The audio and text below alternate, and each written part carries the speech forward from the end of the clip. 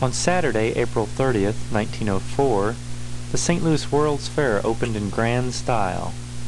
The St. Louis Post-Dispatch reported an attendance of 200,000 people. In September of 1904, Hynek Dostal saw an opportunity to further the Czech cause on a world stage. He called for the creation of the first Pan-Slav and Journalistic Convention to be held during the World's Fair. The conference lasted from September 20th through the 23rd. Hynek Dostal was subsequently elected president of the conference. Although the St. Louis Post-Dispatch paid little attention to the conference, there was great interest within the Slav community. Members of the Slavic family from all parts of America interacted to discuss the problems and issues of the community.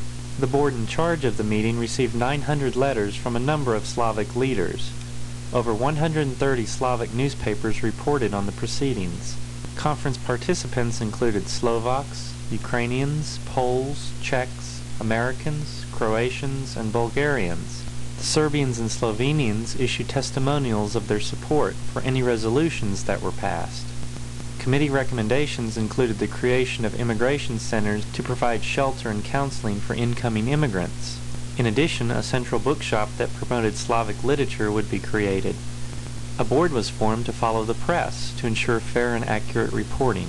And finally, to win the influence of the American public, the Slavs sought to keep Americans informed of Slavic history and struggles. The conference was said to have been a great success.